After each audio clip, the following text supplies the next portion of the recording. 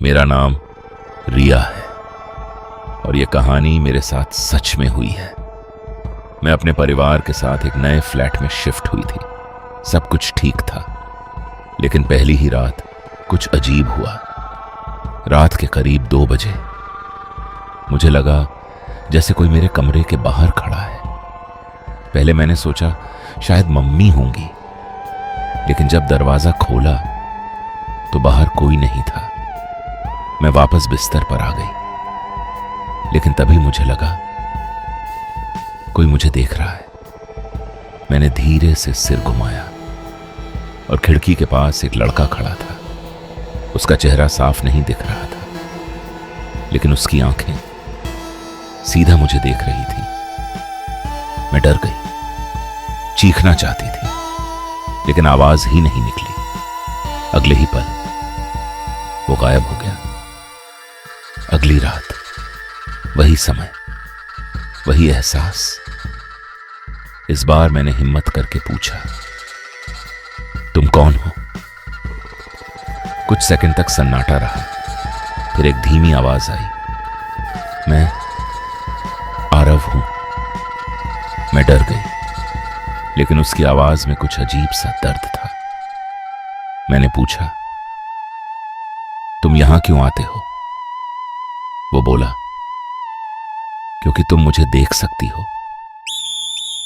धीरे धीरे हर रात वो आने लगा। अब मुझे डर नहीं लगता था, बल्कि मैं उसका इंतजार करने लगी थी। हम बातें करते, वो मुझे अपनी जिंदगी के बारे में बताता। उसने कहा, मैं यहां पहले रहता था, इसी कमरे में। एक दिन मैंने पूछा, तुम जिंदा नहीं हो ना? कुछ पल के लिए वो चुप रहा, फिर हल्के से मुस्कुराया। अगर मैं जिंदा होता तो क्या तुम मुझसे मिलती? मेरे पास कोई जवाब नहीं था। धीरे धीरे मुझे उससे लगाव होने लगा। एक दिन उसने कहा, रिया, मुझे तुमसे कुछ कहना है।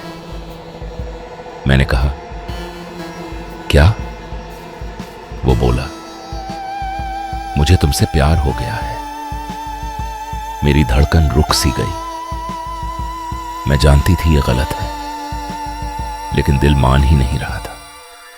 मैंने भी धीरे से कहा, मुझे भी। लेकिन उसी दिन के बाद सब बदल गया। उस रात वो बहुत उदास था। मैंने पूछा, क्या हुआ? वो बोला,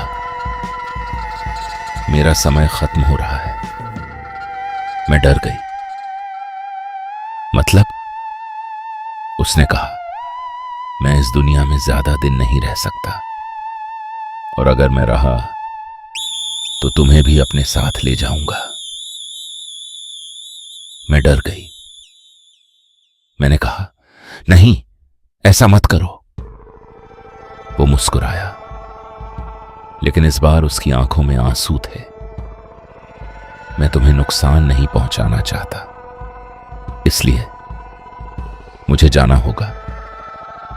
उस रात वो आखिरी बार आया। उसने कहा, रिया, अगर अगली बार कोई तुम्हें ऐसे देखे तो उससे बात मत करना।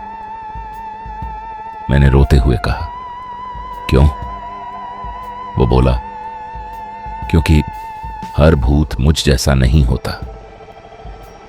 और फिर वो गायब हो गया, हमेशा के लिए।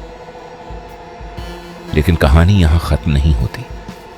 कल रात फिर वही एहसास हुआ, कोई मुझे देख रहा था। मैंने डरते हुए खिड़की की तरफ देखा।